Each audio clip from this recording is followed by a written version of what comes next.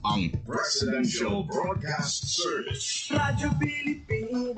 Radyo Publiko ng Bagong Pilipinas para sa Bagong Pilipino. Naghahatid ng mahahalagang balita at impormasyon na guugnay ng pamahalaan sa sambayanan. Tulay sa himpapawid ng serbisyo publiko. Radyo Pilipinas. Radyo Publiko. Ang boses ng Pangulo sa Iloilo. Radyo Pilipinas. 585 AM. Oras mga alas 2:09 sa hapon. Mga labing ulihing hitabo, hibaluon, mga hangka at tubangon, mga bagay nga importante. Aton ginahalungan, aton ginabantayan. Ululupod kita sa Bantay Banwa, Bantay Banwa. Ang programa nga magatulong sa inyo sang labing ulihing nga balita, mga panubyan o kampanya para sa kayuhan sang tanan. Ikaw, ako, kita, Bantay Banwa.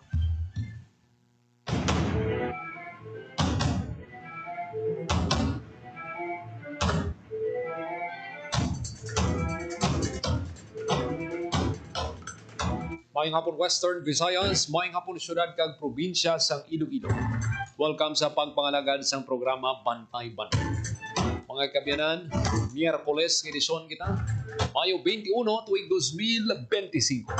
Programa nga magadulong sa inyo sa labing uli nga balita, mga panugyan kag kampanya para sa kayuhan sang tanan. Inang inyo alagad kag anchorman Joseph Paul Noblesa Tarosa. Ululupod kita subong hapon diri sa Radyo Pilipinas Iloilo. Sa aton nga pagpangalagad mga kabyanan, kauntang update from Police Regional Office 6. Mga kabyanan, sa ginihiwat nilang PNP wide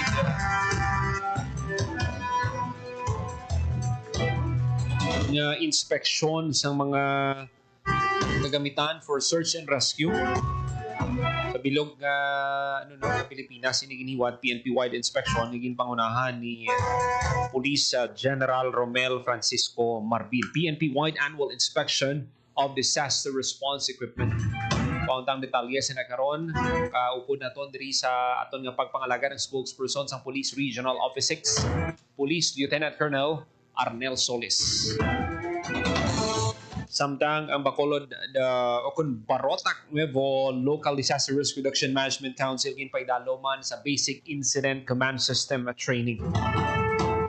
Samtang sa bahay naman sa Bacolod City Police Office, may 276 ka personnel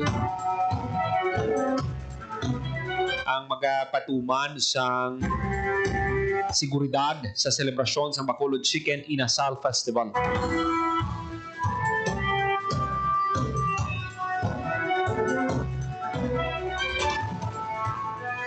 Sa gihapon sa kampanya kontra illegal nga droga, ang Iloilo City Police Office sige-sige sa gihapon ang pagpanakop sa mga drug personalities. Sa sulod lang sang 24 oras, 1.5 million worth of illegal drugs ang nakumpiska.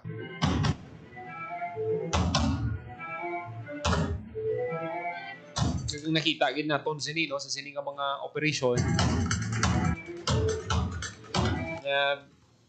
laka lang ang mga hindi mo masiling nga laka kay sige-sige ang operation. Pero ang makita gid nato na maobserbahan naton dalagko gid ang makumpiska nga illegal nga droga.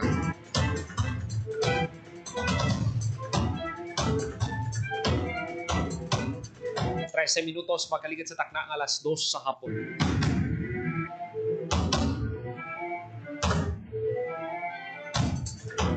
Kahapon nagtupa ang mabaskog nga ulan. Sakto gid ang forecast ng Pag-asa. Way gid na dayon ng amon nga basket tinag-ulan mo. Pero may ang halalungan gid bala nato no. Sa mga court balang wala sang tabon, wala sang hindi covered court. Sibi mag-ulan, tapos matsagan yung lang wala na chance nga mag-ulan, tapos ka mo bala, manrapo ka mo dira, tapuhan nyo, kung siligan nyo, pamalhon nyo, maghalong git. Yung iban sinang inobra nila, pagka batsag na nila nga wala ga ulan, ano na nila, padayuno na nila ang mga hampang. Pero may risgo na dira mga kabyanan, magkaladanlog ka mo. Mungkin nang dapat nyo halungan. Kung madanlog ka mo kung anong matabo sa inyo ba, hindi ka bayad ng dagon nyo da sa hampang. Ibalan mo, butang tagid sa siguro. Mga tani kung sa mga kolosiyo bang hampang, okay na yung maglinagumba ka mo da, kay sigurado na yung ulan init yan, di ka mo yung dira, magkaladanlog. Be safe ka mo eh. Para yung kung sementado ng court nyo, magulan tapos maguntat bing ulan kag maghampang ka mo, halong gid ka mo na yung akong yung ginapangabay no. Kay subong nga mga binulan, subong nga malin sang Abril tugtog Mayo, ti sige-sige ginayang mga paliga sa mga barangay. Ang isa pagid nga dapat naton nga nga ginapanugyan naton sa aton mga kauturan. Nga dapat kung mag-basket lang.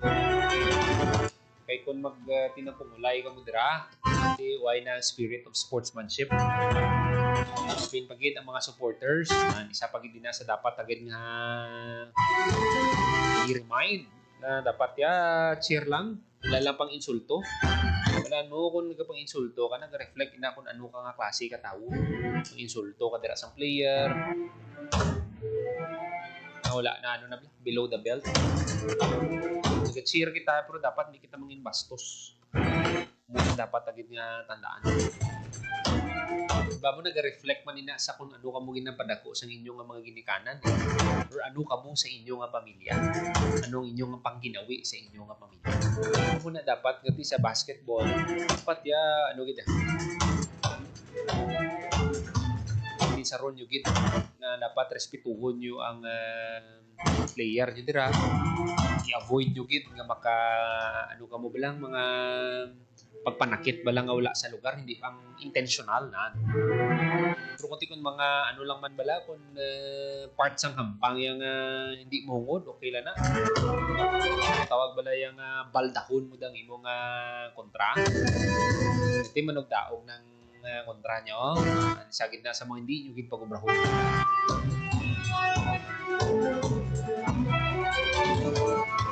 Mugid ding muni nga mga binulan gid sako gid ang hinampangan. So dapat tandaan gid na paminsaron gid na sang aton nga mga kauturan. 16 minutos magaligad sa takna nga alas 2 sa hapon.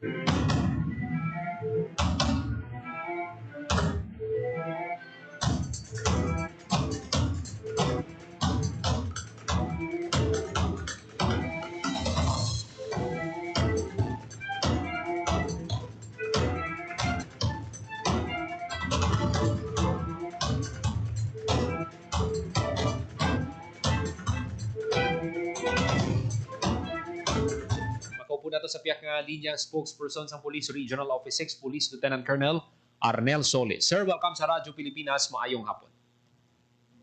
Sir Paul, may hapon sa imo kag may hapon sa tagpalamati kag tumunan ang simo programa. Sir, ang PNP kina naghiwat sang inspection sang mga kagamitan for search and rescue. Sir, kamusta ang ginhiwat kay inang inspeksyon kay ang Police Regional Office 6 nag-upod man sa kaiwatan na Colonel Solis, sir? Correct na sir, no? Nagiging successful ang aton nga paghiwat sa annual inspection sa aton nga mga disaster response equipment kung sa diin yun pamunuan ini sa aton nga Chief Philippine National Police, Police General Romel Francisco Di Marbil dito sa National Headquarters. And kita sa mga regional offices, nag-upod man kita down sa aton yung provincial and city police offices. And naging successful man ang pag-inspect, pag-lantaw naton sa aton yung mga disaster response equipment para mapasiguro nga ini ready available kung kinanglan naton. Ano ka importante, sir, nga may kada tuig may gina-conduct ng annual inspection ng PNP? Mas maayo gini sir nga mag-conduct kita ng annual inspection para makita naton ang availability sang aton nga mga disaster response equipment and also ma-remind man ang aton yung mga PNP personnel sa ilang trabaho kaya anytime nagapa-approach na kita sa rainy season and as experience pag panahon na sang rainy season, damo kita nga mga areas nga naapektuhan sa baha. So, kinanglanon din naton para makabulig kita sa aton yung mga kauturan na apektado sa baha kung kita maagyat sa bagyo or pag magbuhos ang mga mamudog na ulan. Sir, sa paglantaw nyo, sir, ano ka bastante, ano ka-equip ang Police Regional Office 6 sa mga equipment, sir, sa disaster response? So far, readily available man ang aton yung mga equipment like sa aton yung mga PNP vehicles. It's because yung tanan yung mga units naton down sa mga municipal police stations, may ara kita mga PNP vehicle, mga best, mga generator. So slowly gina-equip din naton ang aton yung mga PNP units. Kaya nakita naton nga ini ang pagbaha, no, ang pag-agi sa bagyo sa aton. Yearly na ini. So, slowly gina-equip din natin ang aton yung mga units ko aton yung mga PNP personnel.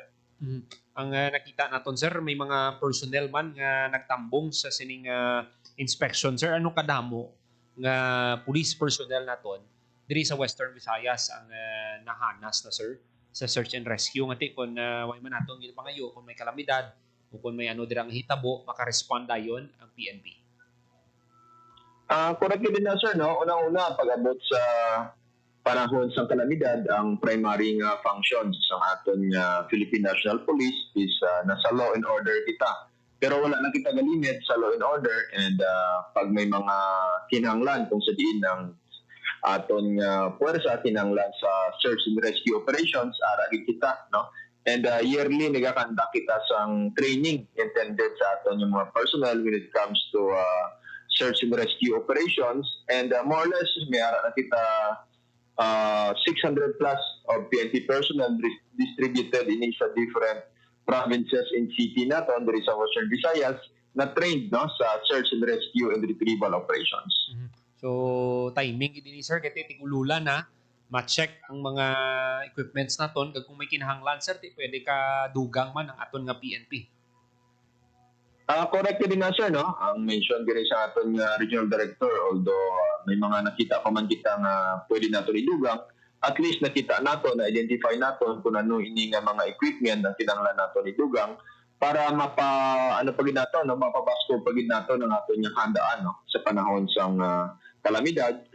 Of course, not only the equipment, but of course, we ready also ang aton yung mga PNP personnel. Nakita naton, sir, sa tagsa kalamidad, isa ang PNP, sir, sa una nga naga-respond sa mga kauturan naton nga nagakinahanglan sang rescue kun bulig.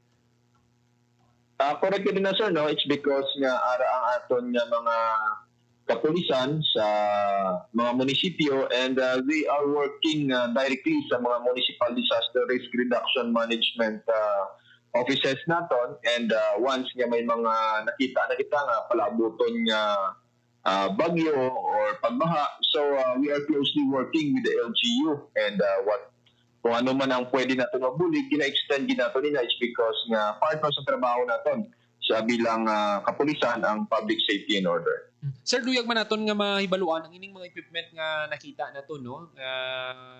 Gin-check sa giniwat nga inspection. Sino, sir, ang nagatago? Kada police station bala may nagatago dira, or sino nagatago sini, sir? Ang mga different PNP units na to, no? May mga ginatawag na search and rescue box, and sa mga search and rescue box na to, nara ang mga nagkalain-lain ng mga gamitan like sa mga lagari, no? Mga lagari, mga wasay, mga itak, and also mga chainsaw, mga rope.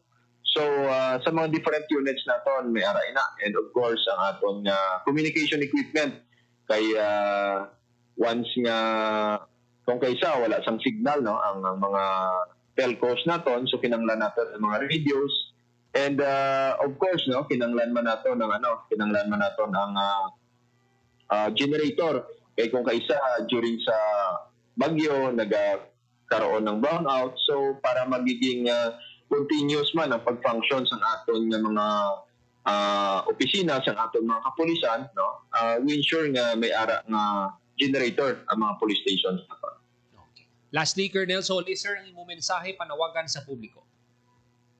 Sir Paul, gusto din nato i-inform ang aton yung mga kauturan nga sa part ng Philippine National Police. Ang aton yung trabaho is under sa law and order cluster, pero wala ka nag-limit nila. And we are always ready mag-extend sa aton yung bulig sa mga kauturan natin once nga nakita natin nga kinahanglanon like sa search and rescue and retrieval operations. And yun nga, no, malayo pa ang tigululan, pero naghanda na kita is because we want to ensure na ready ang aton yung mga equipment and of course ang aton yung mga kapulisan nga manihar sang sini nga mga search and rescue and retrieval operations sa tiyempo nga ginakinahanglan. So that's why nga sa subong pa lang handa na kita dari sa Police Regional Office 6. Madamo nga salamat, Police Lieutenant Colonel Arnel Solis, ang spokesperson sang Police Regional Office 6. Sir Paul, maraming salamat and may hapon. Pati ang mga kabiyanan, Police Lieutenant Colonel Arnel Solis, ang spokesperson sang Police Regional Office 6. So makita na to ng mga trained personnel sang PRO6, ara man kay ina, no? Sa search and rescue, kag sa nasiling ni Colonel Solis, hindi lang law and order ang katungdanan sang kapulisan naton, handa man sila nga magbulig sa mga kaabyanan naton nga nagakinahanglan dira in kaso nga may bagyo kung anuman nga krisis o kung kalamidad sa ilang lugar, aragid permi ang aton nga PNP. Kita naton sa mga ilang kakalamidad na nga naglabay, PNP naton isa sa mga una nga nag-respond sa sining mga hitabo diri sa aton. Nang pasalamatan tagid ang PNP naton, all around gid ini sila, no? Bay pa ngati sumo pagid ang mabuligan sang PNP naton.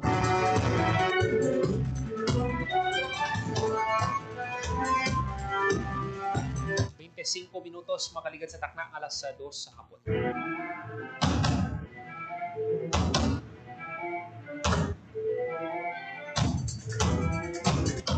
Maghahatag lang kita sa pila ka mga pahanumdo, magabalik lang ang programa. Bantay pa mo.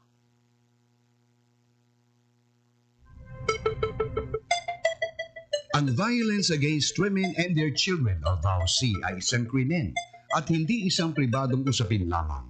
Ito ay nakasaad sa Rule 3, Section 6 ng Republic Act 9262 o Anti-Violence Against Women and Their Children Act of 2004.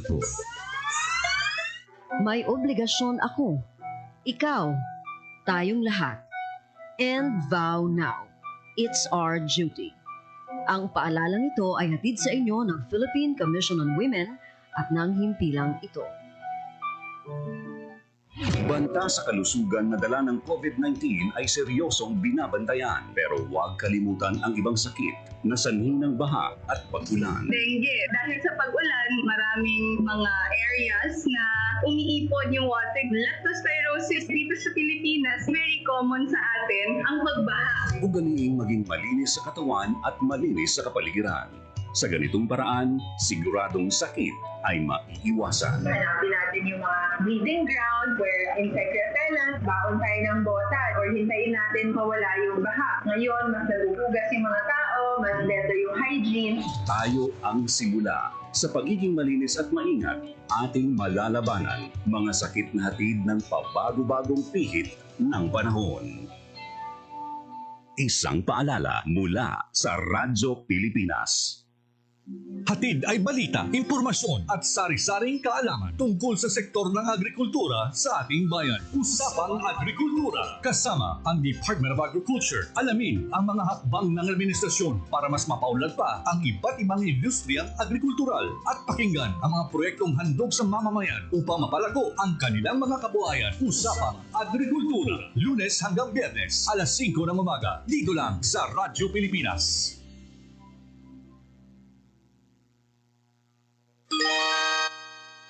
Lola, ano po nangyari nang malaman ni Tibo na nangingitlog ng ginto ang kanyang gansa araw-araw? Nang malaman ni Tibo na nangingitlog ng ginto ang kanyang gansa, tinangka niya na kunin na kaagad ang lahat ng ginto na iiitlog pa ng gansa. Eh di namatay po ang gansa, Lola? Tama. Eh di wala na pong gansa na magbibigay sa kanya ng gintong itlog araw-araw. Yan ang aral natin na nakuha sa gansa na nagbibigay ng gintong itlog. Ang ating kalikasan ay tulad ng gansa na nagbibigay ng gintong itlog. Magpapatuloy ang ating pakinabang sa mga gubat, mangroves, coral reef, dagat at sa kalikasan kung ang mga ito'y aalagaan at pagyayamanin, hindi sisirain. Paalaala mula sa Integrated Environmental Management for Sustainable Development Program, DENR, at ng palatuntunan ito.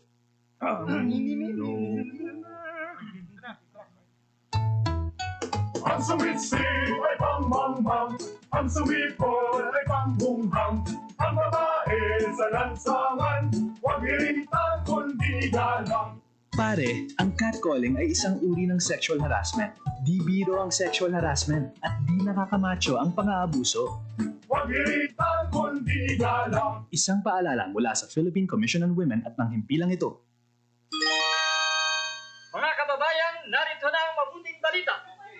Magtatayo dito sa atin ang mga pabrika. Ang mga walang hanap buhay ay magkakaroon ng hanap buhay. Ito'y patunay ng pag-unlad ng ating bayan.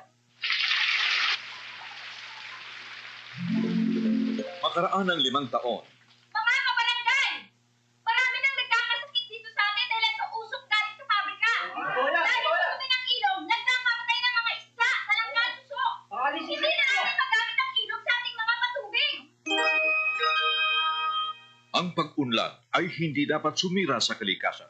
Sa halip, ang pag-unlad ay dapat magpayaman sa mga likas na pinagkukunan at hanap buhay ng nakararaming tao. Paalaala mula sa Integrated Environmental Management for Sustainable Development Program, DENR, at ng palatuntunan ito. This is a public service announcement. Isang paalala mula sa National Telecommunications Commission, National Capital Region o NTC-NCR. Ang kanilang Oplan Contra Text Scams. Oplan Contra Text Scams. Binabalaan ng publiko na sakaling kayo ay makatanggap ng kakaibang text messages sa mga di kilalang numero o di kaya ay mga text messages na may kahina-hinalang mga link. Huwag pansinin, huwag pindutin, huwag i-click ang link. Huwag i-click ang link. Ipagbigay alam agad sa NTC website ntc.gov.ph o kaya'y sumulat sa kanilang email na contratextcam@gmail.com. Sa mga panahong ito, huwag padaya, maging wais na madla. Makibahagi sa Oplan Contra Text Scam. This is a public service announcement. Public service announcement from PBS, Presidential Broadcast Service, and Radyo Pilipinas.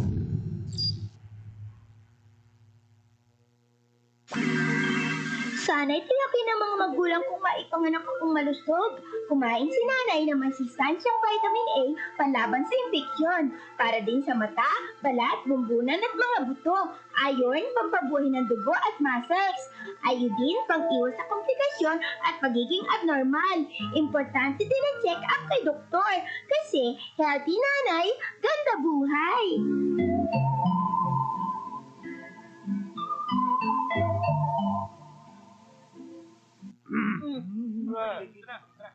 Chong, pasipol-sipol, mga manong sa labas. Magtigil at gumalang, kaya ikaw sa labibig, kundi maganda ang lalabas. Pare, ang catcalling ay isang uri ng sexual harassment. Di biro ang sexual harassment at di nakakamacho ang pang-aabuso. Kaya ikaw sa labibig, kundi maganda ang lalabas. Isang paalala mula sa Philippine Commission on Women at ng himpilang ito. Hoy, Julie! Isa ng date ni Elma. Parang tulalong-tulala ka dyan. Nina, tulungan mo ako. Akala ko date lang yun. Sumama naman ako. Tapos, siret niya ako. Anong gagawin ko? Ano? Pumunta sa inyong barangay o Police Women's Desk o sa DSWD na may serbisyo para sa mga biktima ng rape. Ang rape ay labag sa human rights at ng anti-rape law. May obligasyon ako, ikaw, tayong lahat. And vow now. It's our duty. Ang paalalang ito ay hatid sa inyo ng Philippine Commission on Women at ng himpilang ito. Maging mapanuri, huwag maging biktima. Ito ang karanasan ni Joanna, Elena at Shona. Sinabi niya sa nanay ko, mabibigyan nila ako ng trabaho. Pwede niya daw akong gawing singer. Sa abroad daw. Doon ako pupunta para magtrabaho. Hindi niya sinabi yung trabaho ay sumayaw ng nakahubad. Kinulong ako kasama ng mga ibang babae at hindi pinakain. Umabot ako ng Singapore. Pinilit naman ako makipagtalik sa mga foreigners. Doon ako nabuntis. 15 years old lang ako noon. Dito sa Pilipinas, 100,000 na bata ay pinapasok sa sex trade.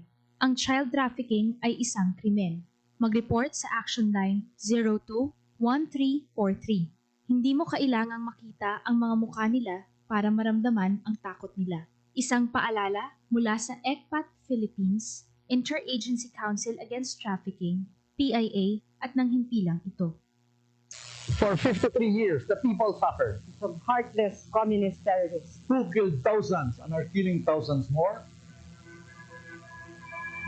They destroyed families, our youth, and their dreams. There should be accountability for human rights abuses and ISL violations. Our people have had enough of this senseless violence. Thousands have already surrendered. For genuine peace and development. Together, victory will be ours.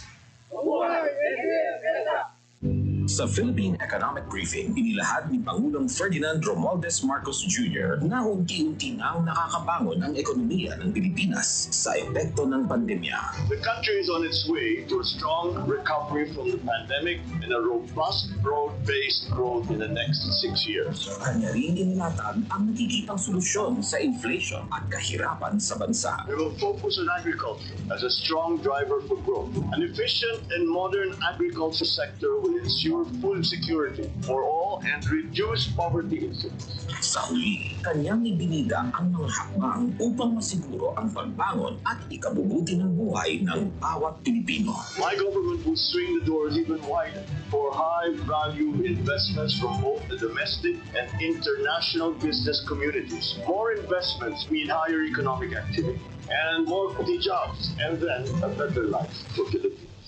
Pangulong Romualdez Marcos Jr. sa 77th United Nations General Assembly. Sa Radyo Pilipinas. Special coverage. Uy, ako ba yun? Kung tunay kang lalaki, ito ang alak para sa'yo. Ay, ako ba yun? Gusto mong pumuti? Ha? Ako ba yun? Hubad at duguan ang babaeng nakita sa madilim na eskinita.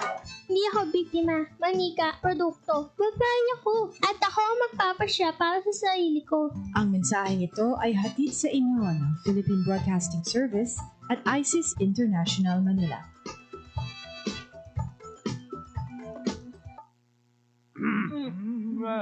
Game, 1, 2, and...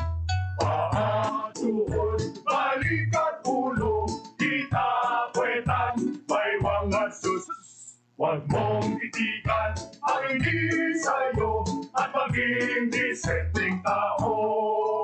Pare, ang catcalling ay isang uri ng sexual harassment. Di biro ang sexual harassment at di nakakamacho ang pang-aabuso. Isang paalala mula sa Philippine Commission on Women at ng himpilang ito.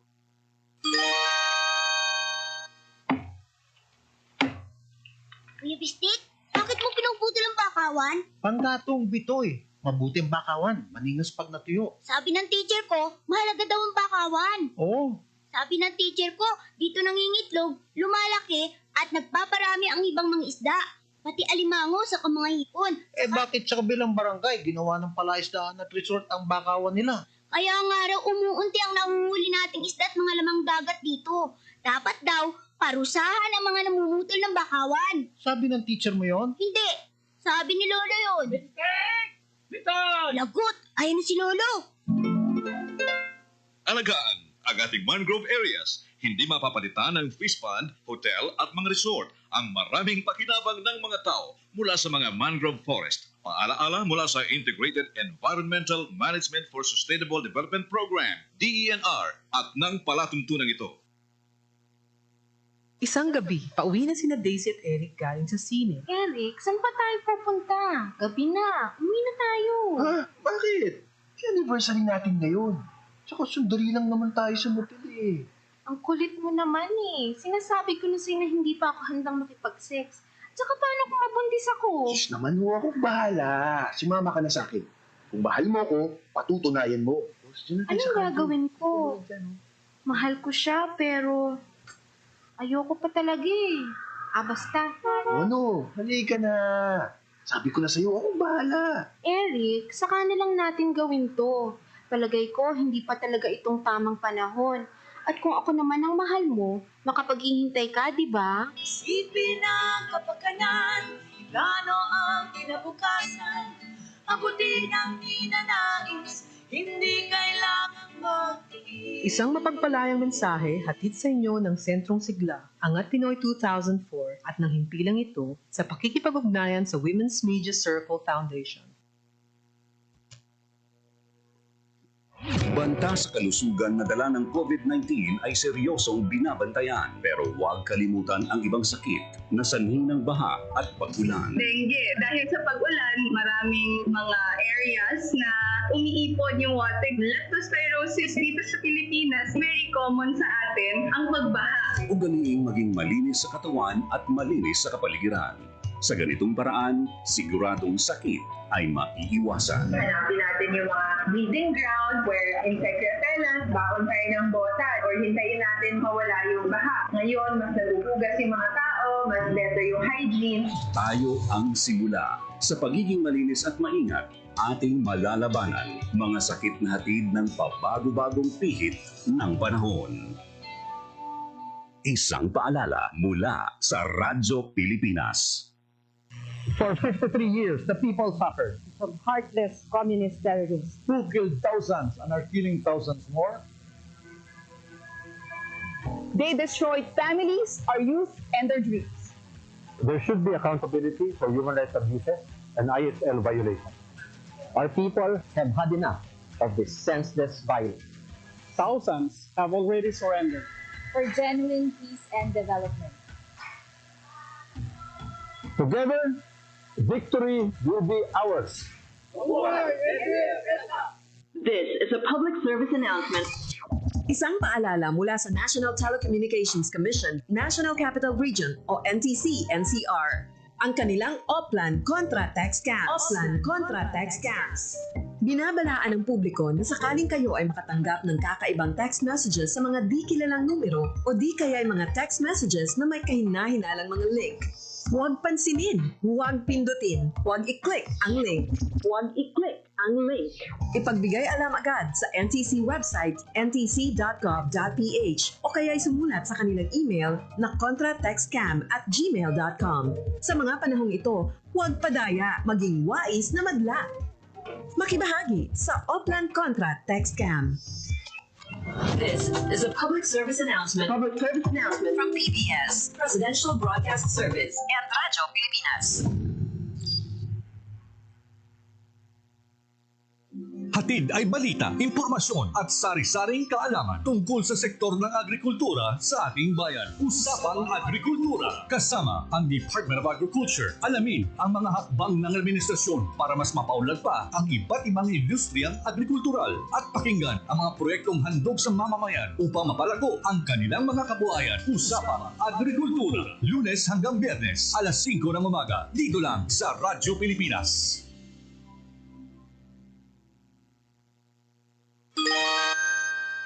Lola, ano po nangyari nang malaman ni Tibo na nangingitlog ng ginto ang kanyang gansa araw-araw? Nang malaman ni Tibo na nangingitlog ng ginto ang kanyang gansa, tinangka niya na kunin na kaagad ang lahat ng ginto na iiitlog pa ng gansa.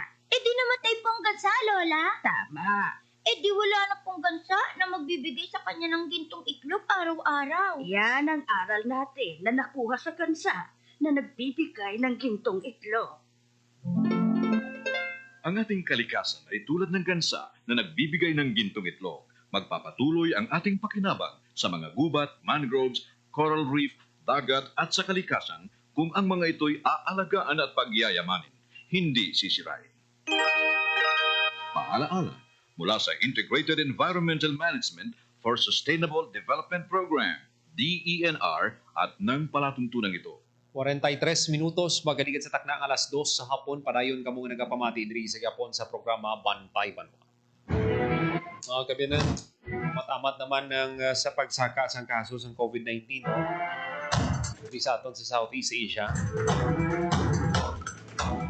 Una nga dapat maghalo kita.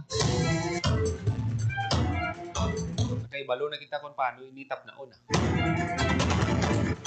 May nasang rason para nga magbalik kita sa pandemya. Damo gid sang ginpahapa sang pandemic. Wala kita katuig nga nagpakigbato, no? Imagine ko bala ang pila ka tuig naton nga pag-antos. Pila ka tuig kitang intakos gid kundi gid bala hasta ang mental toughness ta nilang isa ka tao. Iban higit nakatibawas no, may mga nagkalamatay kita nga mga kilala naton, mga kauturan. Muna nga dapat maghalong kita sa COVID-19. Hindi kita maghatag kumpiyansa. Sa ibang pa naton nga balita, mga kabayanan, ang Bacolod City Police Office sa pagpamuno ni Police Colonel Joris T. Coronica naghiwat sa official counting and send-off ceremony para sa mga personnel nga iga-deploy sa Bacolod Chicken Inasal Festival 2025. 276 ka PNP personnel ang iga-deploy to ensure public safety and security sa 5 ka adlaw nga sinadya. So kay Colonel Coronica, this deployment is not just about maintaining peace and order. Dapat ipakita sa kapulisan ang commitment sa komunidad by ensuring that locals and tourists safe sila samtang nagalagaw-lagaw, naga-relax sa Bacolod City celebration sa Bacolod Chicken Inasal Festival. BCPO remains steadfast in its mission mag-provide sa efficient law enforcement services, magsuporta sa cities tourism initiatives, pinagi sa mabakod nga security measures kag partnership upod ang komunidad. 45 minutos makaligid sa takna ang 2:00 sa hapon. Sa ibang panaton nga balita, sa mga kauturan naton, nagapangita kamo sang lagawan subong nga sira klase, bakasyon. Pwede gid kamo magalagaw-lagaw sa probinsya Sang Guimaras, sa Isla San Guimaras. Manggahan Festival dito subong. Day 6 na sang sinadya sa mga festivities. Kada gabi may pabanda, may food fest. Sigurado gid maga-enjoy ang aton nga mga kauturan. Hindi lang music fest, hindi lang trade fair, hindi lang music fest, kundi may mga matahong pa nga beaches na dapat nyo gid i-explore sa probinsya sang Guimaras.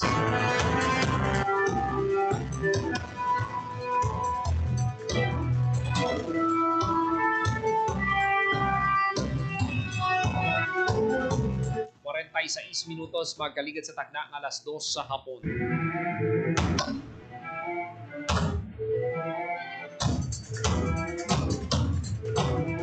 Sa ibang panaton nga balita, ng Barotac Nuevo Local Disaster Risk Reduction Management Council naghiwat sang basic incident o kung naging training ni sila, no? Kaya paidalom sila sa paghanas ng OCD sa Basic Incident Command System. Taganig talupangon sa training ang mga ICS concepts, structure, functions, kag ang ilang papel. Ang mga resource persons, ang musa na Angel Grace Lemera sang OCD, Fire Inspector Gamaliel Boros ang BFP Mina, Senior Fire Officer 3 Romelo Aguilar sang BFP Zaraga, Chief Superintendent Lester Kenneth Himutea, kag Wilmore Robles sang MDRRMO Dao. Pinagi sini nga paghanas, mapataas ang ibalo sa mga lokal nga panguluhan sa paggamit ng ICS kung may disaster response operations. 47 minutos magaligid sa takna ng 2:00 sa hapon.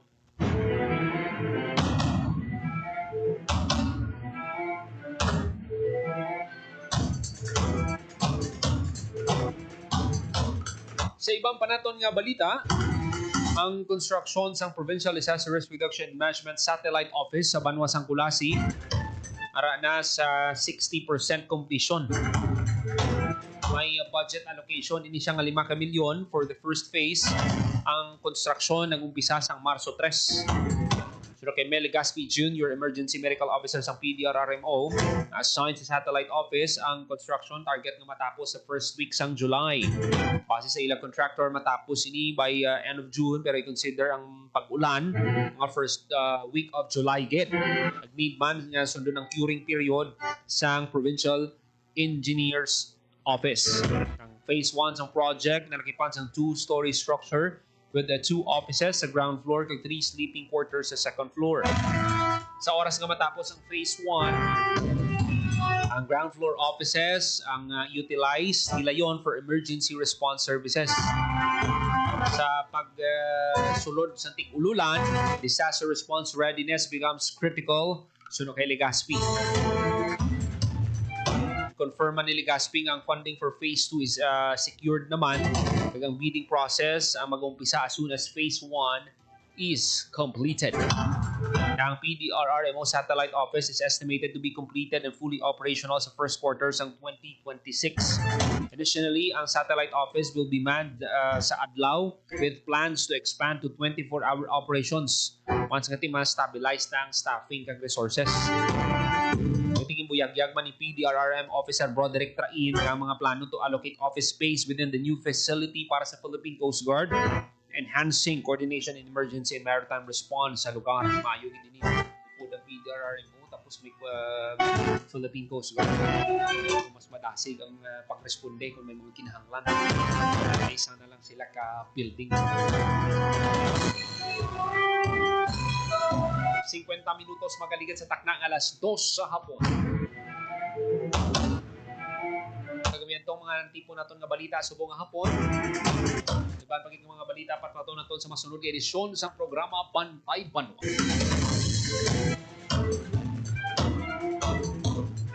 Salamatan naton mga kaupdanan sa technical side. Engineer Roy Louie kay pang sa studio sa transmitter, Mr. Jeffrey Betita. Para sa Bagong Pilipinas, Joseph Paul Noblesa Tarosa, Radyo Pilipinas, Radyo Publiko. Radyo Pilipinas, Radyo Publiko. Radyo Pilipinas, Radyo Publiko.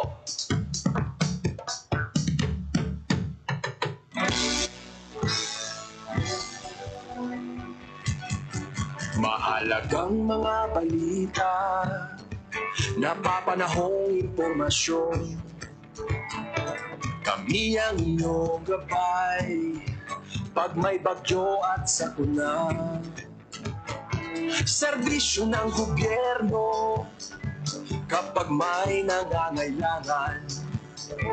Mga proyekto ng Pangulo, damang-dama ang pagmamahal niya. Tulay ng mga hinaing, ang problema ng bayan ating lulutasin. Tulay sa himpapawid, tulay ng pagbabago. Radyo Pilipinas, ng bagong Pilipinas. Radyo Pilipinas, ng bagong Pilipino. Mga proyekto ng Pangulo, damang-dama ang pagmamahal niya. Radyo Pilipinas, ang boses ng Pangulo.